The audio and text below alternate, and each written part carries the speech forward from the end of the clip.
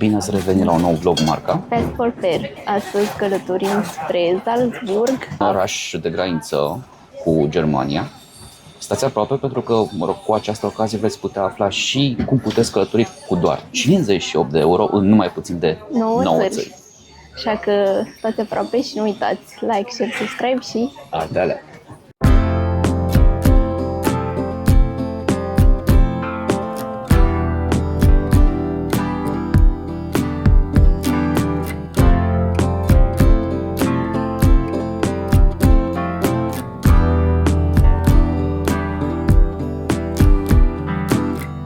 Recomandăm în situația în care vreți să vizitați alte state în jurul Germaniei să alegeți un oraș mare unde să călătoriți un alt mijloc decât regionalele, pentru că în situația în care, de exemplu, am fi optat să mergem din Berlin până în Munich cu regionalele ne-ar fi luat, cred că, foarte mult, cam așa. În schimb, am decis să mergem până la Nuremberg cu Flixbus-ul, asta s-a întâmplat de 5 ore, după care de la Nuremberg până la Munich, într-o oră jumătate am ajuns cu un regional. Și acum de la Munich la Salzburg, tot într-o oră jumătate, cu trenul. Deci, practic, părăsim Germania într-un oraș, unul dintre cele mai mari orașe aflate pe granița cu Germania, Salzburg, în Austria. Și destinația Salzburg, aparent de la München, este una foarte populară pentru că trenul este destul de aglomerat. E full. Noi am avut norocul că am ajuns puțin mai devreme la gară, dar dacă ajungeam cu 10 minute mai târziu, cred că stăteam în picioare. Râul ăsta marchează granița dintre Germania și Austria. Partea cealaltă suntem în Austria.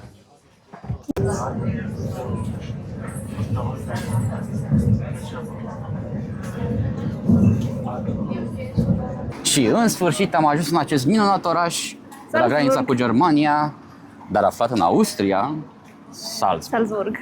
Acum ne îndreptăm spre centrul vechi și momentan mie îmi place că nu este așa aglomerat, e chiar super tihnit, dar cred că asta se datorează faptului că astăzi este sărbătoare aici în Austria, ceea ce pentru noi este un avantaj pentru că nu va trebui să facem slalom printre oameni. Și până să ajungem în centrul vechi, ne-am oprit la Mirabell Palace and Gardens, unul dintre cele mai importante obiective din Salzburg.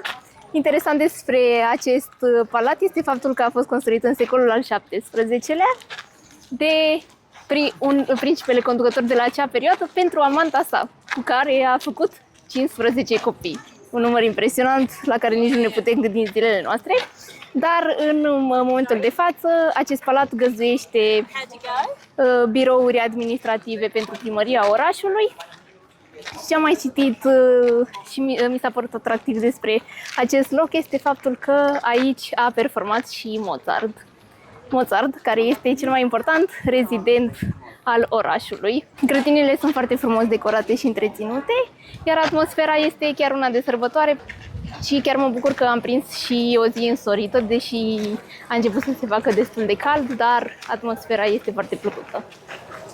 În fundal puteți remarca un alt obiectiv turistic al orașului Salzburg, cetatea Salzburg.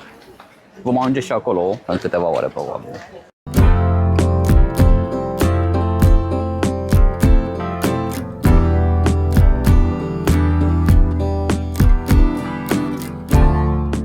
Salzburg este locul de naștere al lui Mozart. Nu mare ne-a fost surpriza să aflăm că și Doppler s-a născut tot aici și mai mult decât atât, foarte aproape de locul în care s-a născut Mozart. Suntem în centrul vechi al Salzburgului, foarte aproape de vechea primărie. Atmosfera este una efervescentă, dublată de faptul că astăzi este o zi liberă pentru toți austrieci. De aceea, multe râsete, multe zâmbete și multă voie bună. Și doamne îmbrăcate foarte interesant în spatele nostru aici.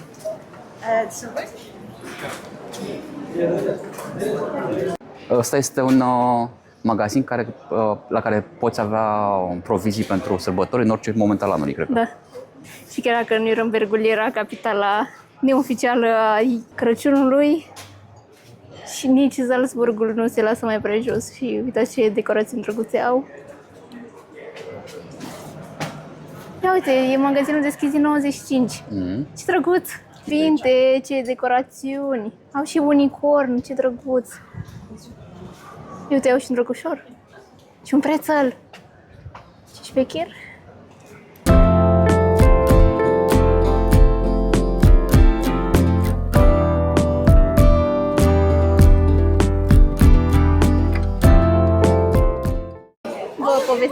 mai devreme că Mozart s-a născut în orașul Salzburg și iată și locul unde s-a născut, această clădire în centrul orașului, poate fi vizitată contra cost și din câte puteți vedea este foarte multă coadă aici. Cum ne nimerim noi în tot felul de evenimente, cred că astăzi, pentru că este o zi națională, o să fie și un eveniment special pentru mașinile de epocă. Wow, dar cât de interesante sunt. Eu nu sunt fan mașini, dar pot să apreciez tehnologia. Foarte bine întreținute, frate, toate sunt țiplă. Oh, Doamne, ăsta e Mercedes-ul ăla. Avea și Hitler 1. Ah, ok. Să nu fie același. Doamne. Doamne, ce bine arată, mă. Adică în sensul că sunt foarte bine întreținute. Da, da, da.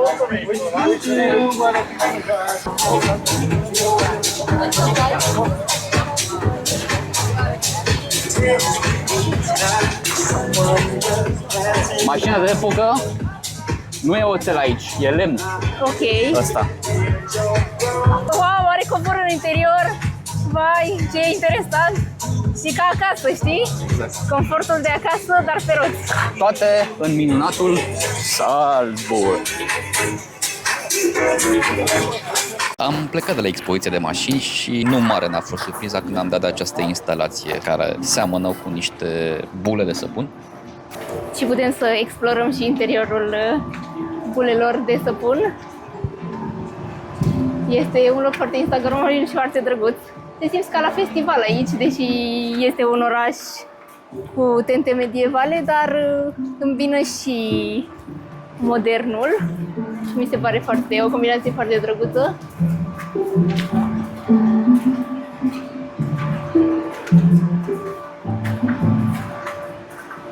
Ne aflăm în proximitatea funicularului care face legătura între orașul Salzburg, partea veche a orașului, și cetatea. Biletul undeva la 18 euro. Marele avantaj este că în afara drumului dus-întors ai acces în toată cetatea de sus, în toate clădirile care sunt anexe acestei cetăți. Tot aici regăsim și o moară de apă. Da, abia așteptăm să ajungem sus. Într-un complex monahal unde întâlnim și un cimitir. Și poate vi se va părea foarte ciudat că spun asta, dar este un cimitir foarte frumos. Foarte îngrijit. Este foarte îngrijit și fiecare mormânt este decorat cu flori și în special trandafiri. Și mi se pare impresionant câtă atenție oferă oamenii aceștia acestor morminte. Au inclusiv felinare și detalii din fier forjat. Este foarte, foarte interesant. Da, sunt curios să văd ce e aici în munte, că pare că e deja unul? Sunt niște catacombe aici. Niște catacombe? Da, uite. Ok. Ne-am oprit să mâncăm pentru că, evident, ne era foame și am descoperit un restaurant în centrul vechi care este menționat în ghidul Michelin. Și ne-am luat fiecare câte un burger care arată absolut genial și de-abia așteptăm să-l mâncăm.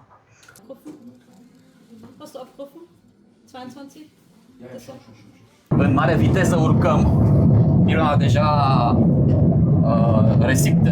Am palpitații, pentru că mie nu place înălțimea și clar nu mersul cu funicular sau cu telecabina. O, Doamne, dacă sunteți ca mine să nu vă uitați în jos când faceți asta. Și ne îndreptăm spre castelul din Salzburg și cred că deja am ajuns. Criveliștea asta merită răunul meu de înălțime. Lumea deja a ieșit și la plajă, văd. Acolo în dreptul podului. Da.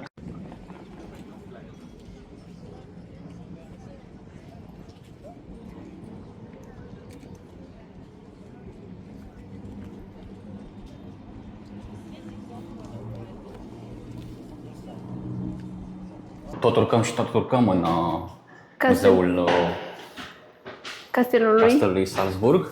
Pentru că am plătit 18 euro pe tot biletul ca să avem acces la toate facilitățile, inclusiv la drumul dus întors cu funicularul.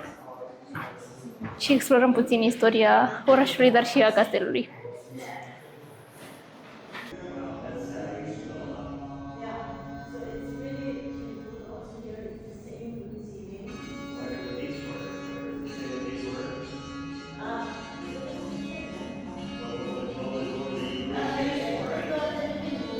Am avut ceva de urcat astăzi, Da. chiar dacă am mers cu funicularul până la cetatea Salzburgului. E mult de urcat în interiorul castelului. Mhm. O fortăreață construită încă din secolul IV și refortificată succesiv până undeva la sfârșitul secolului XVII, din câte am observat, că la momentul respectiv ia forma pe care o vedem în momentul de față. Mhm. Un important punct strategic, controla intrarea în rutelor comerciale în Munții Alpi Da. și totodată comerțul cu sare și cu alte minereuri valoroase pe râul din proximitate. Mhm. Da. Da, mie mi s-au părut interesante camerele principelui, pentru că erau foarte bogat decorate și evidențiau opulența cu care își trăia viața, chiar dacă poate nu respecta legea. Înaintea lui a fost un Arhiepiscop. arhiepiscop numit religios, Mhm. care a întins coarda, din câte am înțeles, adică chiar dacă a reușit să managească foarte bine resursele în această arie și așa mai departe, totuși, needucat fiind, neavând studii academice, a încercat să fructifice la maximum poziția pe care o avea, poziția religioasă, Da. și tot la fel își numea rudele în funcții importante de conducere, tocmai ca să păstreze Ca să-și păstreze puterea, nu? puterea în Da. jurul Salzburgului și domnea ca un mic monarh absolut aici. Castelul, sincer, nu știu, de exemplu, uitându-mă la alte locuri asemănătoare pe care le-am vizitat, nu știu dacă merită. Nu poate fi comparat clar cu palatul din Charlottenburg din Berlin. Bine, sunt diferite, dar ca idee nu mi se pare că se compară cu...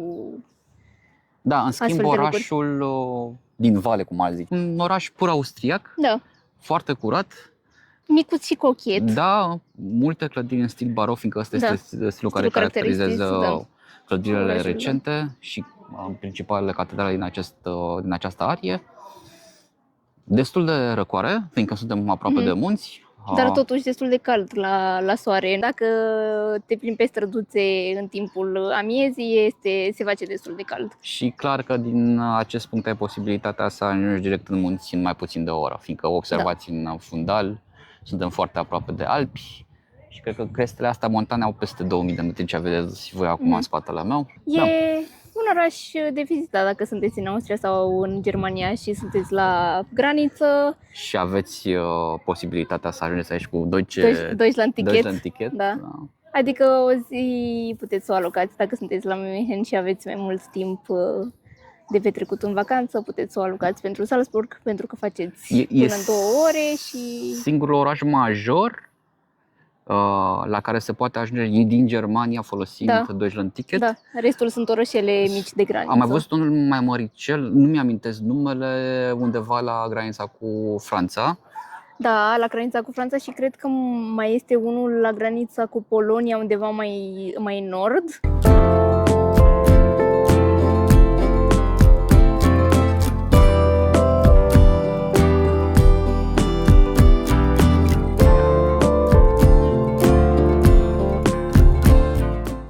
Ok, v-am spus puțin mai devreme că există posibilitatea să poți călători în cel puțin în 9 state diferite în jurul Germaniei și asta pentru că abonamentul pe care îl poți face la Deutsche Bahn, Deutsche Bahn Ticket, îți permite să călătorești gratuit până la localitatea apropiată de graniță, așa cum este, de exemplu, Salzburg.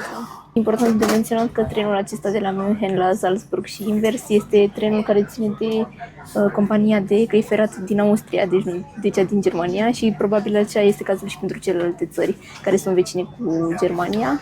Cred că v-am mai povestit de Deutschland Ticket în vlogul de la Görlitz, dar vă povestim din nou cum puteți să achiziționați biletul.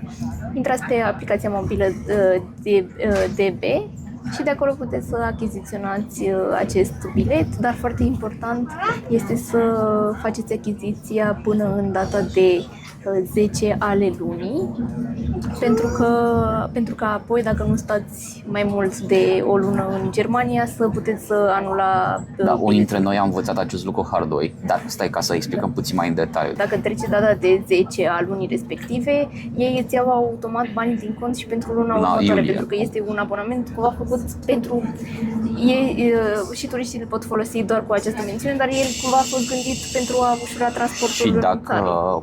îți planifici călătoria în Germania pe 15 iunie, de Da. exemplu, atunci trebuie să te gândești în avans, Da. între 1 și 10 iunie, Da, să achiziționezi biletul respectiv pentru luna aceea. Da, și să-l și anulezi. Și să-l și anulezi între 1 și 10, pentru că în situația în care nu faci asta, automat va trebui să plătești de 2 ori, că asta era ideea. Poți să faci chestia asta știind să ai informația peste tot pe internet. Bine, uite, noi, de exemplu, nu... Mi s-a întâmplat odată sau... Mie mi s-a întâmplat, da. Dar pentru că a fost vina mea, pentru că n-am planificat cum trebuie, pentru că eu știam de tot timingul ăsta, dar nu, pur și simplu am uitat să-mi planific cum trebuie și... Nu e intuitiv acest lucru, știi? Am discutat mai devreme că mergem cu o linie care este a companiei de transport feroviar din Austria. Vreau să fac o paralelă cu liniile de cale ferată din Germania, pentru că trenurile de acolo mie mi s-au părut mai noi. Da. Și o idee mai confortabile, pentru că distanța dintre scaune e puțin mai mare în acelea, mi se pare foarte înghesuit. Several days later. Cu toate că abonamentul lunar costă 58 de euro, există și o serie de puncte negative. Unul dintre ele este faptul că în momentul de față sunt efectuate lucrări semnificative de modernizare a infrastructurii feroviare și deseori se întâmplă trenurile, mai ales cele regionale, să aibă întârzieri semnificative. Deja, nu știu, devine un mem acest lucru și din nefericire trebuie să-ți asumi și astfel de dezavantaje pentru, chiar dacă prețul este unul rezonabil. Da, dar întârzierile sunt destul de mari. Noi astăzi am plecat de la Berlin spre o localitate care se numește Frankfurt an der Oder și este la granița cu Polonia. Și am avut întârziere de 25 de minute. Verehrte Fahrgäste, aufgrund der hohen Verspätung endet diese Zugfahrt bereits in Fürstenwalde. Și trenul care trebuia să ajungă la această localitate nu mai ajunge, se oprește la penultima stație și acum tocmai ne anunță lucrul ăsta din nou. Um 9:34 Și am mai oprit de câteva ori pe parcurs. Mă aștept ca de altfel și abonamentul să crească semnificativ în următoarea perioadă, după ce toate aceste lucruri se vor fi definitivat. Un alt exemplu este Climatichet din Austria. Da. Acolo, din câte țin minte, acum 2 ani de zile trebuia să achizi undeva la 1000 de euro ca să ai aceleași beneficii pe care le ai aici în Germania, respectiv să poți merge gratuit cu trenurile lor regionale. Dar în situația de față, în situația Austriei, nu există astfel de întârzieri. Da. 1000 de euro pe an, nu pe lună, de menționat acest lucru.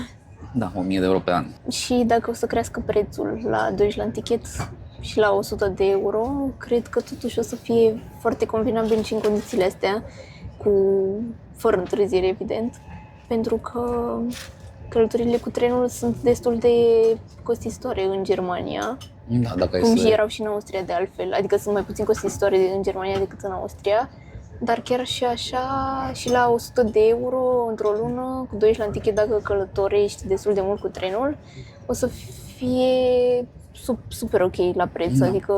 Dacă e să le iei individual, cu siguranță, dacă faci o 3-4 călătorii medii, să zic așa, amortizezi, de fapt nu e vorba de amortizare, acoperi... Merită, acoperă cheltuiala. Plus că ai și transportul în comun din orașe, din toate orașele, ceea ce, nu știu cum să zic, dar e mai mult decât convenabil. Da. Pentru că am impresia că un abonament de o zi mi se pare că e între 8 și 10 euro. Ție ți-a arătat pe aplicație că trebuia să luăm de la linia asta? Nu, trenul din care am coborât noi a rămas garat pe același peron unde trebuia să vină trenul următor, pe care trebuia să-l mai luăm o stație spre localitatea unde vrem noi să ajungem. Dar în aplicație era menționat că noi vom lua trenul de la peronul respectiv, dar a trebuit să întrebăm pe cineva, pe doamna care era controlor Și în chiar dacă nu știa tren. engleza, ne-a răspuns, Da, adică și-a da. dat seama unde vreau să Da. ajungem Și ne-a trimis la peronul următor. Deci dacă vedeți că sunt întârzieri și vreți să ajungeți undeva, ce mai bine ar fi să întrebați super politicoși oamenii pe aici. Da, da. Noi am rămas pe peronul acela destul de mult timp, dar vedeam că lumea care coborâse din trenul unde eram noi mergea pe peronul celălalt. Deci cumva cred că ne-am fi dat seama și fără să ne îndrume cineva, dar am zis că mai bine întrebăm ca să fim siguri că ajungem unde trebuie. Dar da, aveți în orice călătorie pe care o faceți, aveți grijă dacă aveți întârziere sau nu vă descurcați foarte bine, întrebați, pentru că sigur o să se găsească cineva care să vă ajute. Și out of topic, deși e iunie, Da, purtăm gecile de 24, stăm cu gecile și de pe noi, pentru că a fost furtună și s-a făcut destul de frig afară. Am ajuns după întârzieri în Frankfurt am Oder și ne-am urcat în tramvai care arată astfel. Se vede că suntem foarte aproape de est și de granița cu Polonia, dar totuși sunt îngrijite tramvaiele. Frankfurt am Oder. Să nu confundați cu celălalt Frankfurt mult mai bogat, Frankfurt am Main. Foarte greu de confundat, de fapt, pentru că sunt și în părți diferite ale Germaniei. Noi nu am ajuns cu trenul în Polonia, dar în schimb orașul este conectat prin liniile de tramvai și cele de autobuz de partea poloneză. Da. Și poți folosi același abonament pe care l-am achiziționat în Germania, Deutschland Ticket, și să mergem cu transportul în comun în orașul de pe malul polonez. Sunt curioasă să văd cum arată și partea din Polonia, deși am vaga impresie că o să repetăm puțin experiența de la Görlitz atunci când am trecut podul în orășelul polonez. Pentru că citeam că până în 45 și acesta a fost un singur oraș care era doar pe teritoriul Germaniei, însă a fost divizat după al doilea război mondial, un oraș în Germania și unul în Polonia. Bine, trebuie să spunem că totuși și partea asta de est a Germaniei, în timpul Imperiului Prusac, mergea până mai aproape de Königsberg. În partea aia care este acum enclavă rusească, ok. știi, în Kaliningrad. Ok. Un parculeț foarte îngrijit în centrul orașului. Nu este foarte multă activitate, dar se pare că din nou fac o treabă bună cu menținerea locurilor pentru comunitate. Și aici cred că putem vedea evenimentele care au loc în acest orășel în perioada următoare. Și o catedrală în față, foarte drăguț. Am ajuns cu liftul în biserică. Un lucru foarte interesant este că în biserici protestant găsești și toalete pentru Vizitatori. Da. Uneori am văzut chiar și cafenele în interiorul bisericilor protestante. Îți amintești în Suedia? Da, așa e. Dar totuși, cel mai interesant lucru e faptul că am mers cu liftul. Stai așa, nu o să fie doar aici. Și noi avem Catedrala Mântuirii Neamului, care are în jur de 8 lifturi. Foarte colorat acest orășel. Acum ne îndreptăm către partea poloneză a orașului. Vom trece Oderul. Veți observa cum se schimbă radical peisajul. Clădirile mi se par mult mai neîngrijite pe partea cealaltă, pe malul polonez, din nefericire. Și oamenii mi se pare că sunt mai triști acolo. Hai Chiar că vezi o să tristețea vedem. pe fața lor. Da, eu cred că e o chestiune care este specifică spațiului ex-sovietic, știi? Da, probabil. Și bate foarte tare vântul aici și coafura nu rezistă. O să fie un vlog în care am părul așa în față. Dar e ok. Mai sunt și lucruri rele de spus, adică ai văzut și tu că mai sunt unele porțiuni chiar și Da, aici, așa care e. nu arată chiar 100%. Da, 100% îngrijit. Așa e, într-adevăr. Dar orașul este bine conectat. Da. Observ că sunt două firme de transport public aici, una care este exclusiv germană, cealaltă exclusiv poloneză, dar ambele folosesc aceeași infrastructură. Acum mi-am amintit, atunci când te urci în autobuze, să ți se ceară să scanezi ăla. Este o doamnă care special asta face. Stă iarnă cu fratele meu aici. Când am mers în partea poloneză, am mers cu autobuzul, nu ne-a lăsat să intrăm fără să scanăm Deutschland Ticket? Deutschland Ticket, da. Ok. Ne-a spus că este ok, că putem merge cu el fără niciun fel de problemă, doar că trebuie neapărat scanat. Ah, ok. Se simte, nu? Cum ne apropiem de Polonia. Și ca să fie totul ironic, avem și Statua Libertății roz. Hai că mi se pare că îi dă un vibe așa de Berlin. Că e out of nowhere în acest decor post-comunist și cu statuița asta aici sus. Dar cred că e o cafenea sau un loc de luat masă aici. Dar foarte, foarte random. Locuri Și surprinzătoare în loc de în Germania. Constituție, observ ce are în mâini, nu? Are o clapă Da, și un instrument muzical. Bine, flacăra libertății e înlocuită inexistentă. de ceva, pare o sticlă. Nu mă, cred că era flacăra libertății, dar nu mai este. Da, foarte surprinzător acest orășel. Și ne întâmpină și o pisicuță foarte drăguță aici la această cafenea. Ne ignoră puțin, dar e ok. Ce cute e. Și suntem la granița dintre Germania și Polonia. Hai. Acest Vrei? pod fiind cel care desparte cele două țări. Și acum nu știu în ce cântec să cântăm, că atunci când am fost la Görlitz am cântat noi în anul 2000 și acum nu mai avem cântece. Macarale, râd în uite, soare chiar. argintii, macarale. Bine, În asta e încă Tordeții. pe malul german. Stai așa. Da, nu contează. Ok. Se vede de aici că orașul polonez nu e așa ca cel german. Dar să vedem, poate ne face o surpriză. Înțeleg că este mâncare foarte bună acolo. E un semn al orașului, chiar aici. Gata, suntem în Polonia și mergem să mâncăm.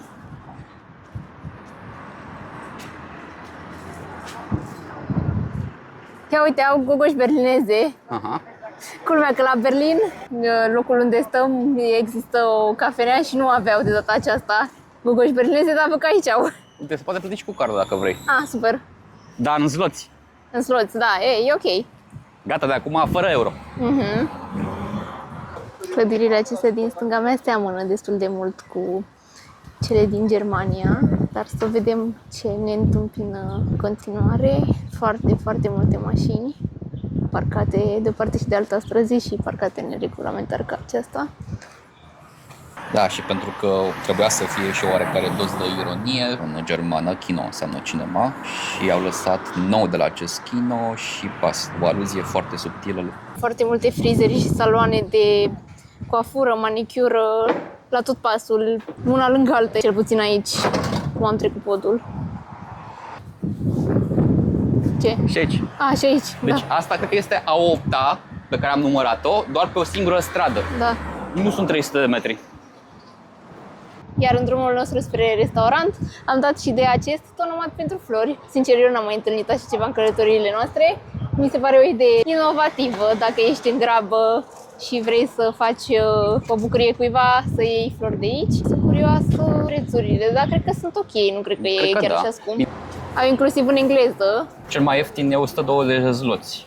120 de zloți. Leul e aproximativ același cu zlotul polonez, deci cam 120 de lei. Între 120 și 160. Da, ok. Păi, cred că e cam ca în România, nu cred că...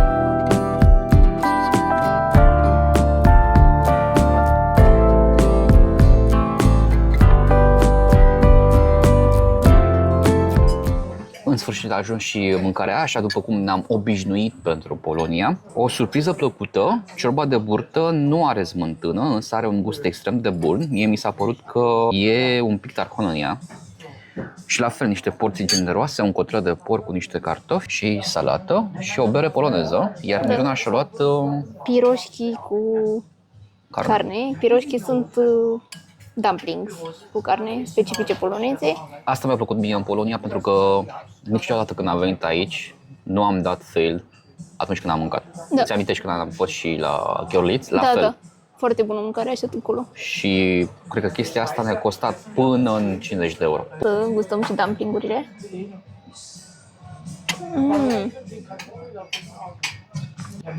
Super, super bune și deasupra au ceapă caramelizată.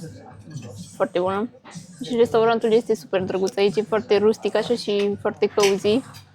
Sunt 2, 4, 6, 8 dumplings. Dumplings, da. Și am văzut că erau, cred că 40 de sloți. 32 de zloți. 32? Da. Ok. 30 și un pic de lei. Te recomand în Polonia pentru mâncare. Da. Veniți în Germania, vedeți arhitectură și lucruri frumoase. Și traversați. Pentru că dacă traversați, veți observa ca în orice țară a fostului bloc comunist Cacofonie vizuală. Dar mâncarea foarte, foarte, foarte bună și oamenii foarte primitori aici. A venit și nota de plată, 148 de zloți polonezi. Asta înseamnă undeva la 150 de lei. 150 de lei, Ceva cam așa, acolo, pentru că 30 e de aproape euro. paritate, da, 30 de euro. Cred că n-am mâncat nicăieri atât de ieftin. și am luat și acasă. Și am luat acasă, da, pentru că porțiile erau foarte mari și a trebuit să luăm mâncare cu noi. Eu n-am reușit, am reușit să mănânc doar jumate și acesta e pachetul pentru acasă. Și e, nu știu, mai mult decât decent, efectiv. Asta a fost nota de plată și am mai lăsat și tips, am plătit 160 de zloți. Dar veniți aici, nu știu cum să vă zic, dacă sunteți în zonă, recomandăm. Să ne întoarcem în Germania, dar bate foarte tare vântul și nu știu dacă o să ne auziți. Am venit înapoi în Germania. Am zis să înregistrăm niște impresii la cald. Părerea mea este că e foarte bine să încerci să ai de lucru în zona Berlinului, unde veniturile sunt semnificative, să locuiești undeva la jumătatea distanței între Frankfurt am Oder și Berlin și să-ți faci cumpărăturile sau chiar să te bucuri de o masă la restaurant imediat după ce treci granița. Da, pentru că e mult mai ieftin. Da. Și nu cred că suntem singurii de părerea asta, pentru că la restaurantul la care am mâncat noi, în spatele nostru la masă era un grup de 4 doamne din Germania. Deci, sigur, se practică și la ei treaba asta. Deși cred că și în Frankfurt an der Oder prețurile sunt mult mai ok decât într-un oraș mai mare. Dar în Polonia sunt prețurile și mai ok decât chiar în orașul acesta. Poți să faci tranzacții fără niciun fel de problemă dacă ai cash euro, te înțelegi. Am luat niște... Noi am luat 1 kg de căpșuni de la un domn care avea un stand la marginea drumului și vindea fructe și legume. Și pe 1 kg de căpșuni am dat echivalentul la 5 euro. 1 kg de căpșuni. 1 kg de căpșuni, în da. condițiile în care în Berlin 500 de grame de căpșuni costă 5 euro. Da, sau aproximativ, Sau da. aproximativ. Și scria că sunt căpșuni din Polonia și foarte gustoase, pentru că am gustat câteva. Și acesta a fost vlogul nostru despre cum să călătorești în numai puțin de 9 țări cu doar 58 de euro pe transport. Sperăm că v-a plăcut și că o să găsiți folositoare experiența noastră și dacă veniți în Germania să folosiți sfaturile noastre. Momentan doar pentru Polonia și Austria am evidențiat acest exemplu, dar vă reamintesc că aveți posibilitatea să folosiți acest abonament pentru orice localitate aflată la granița oricărui stat vecin cu Germania. Da. Și dacă v-a plăcut acest vlog, nu uitați Like, share, subscribe și altele. Și ne vedem data viitoare cu un nou vlog marca Pasport pe... Pa!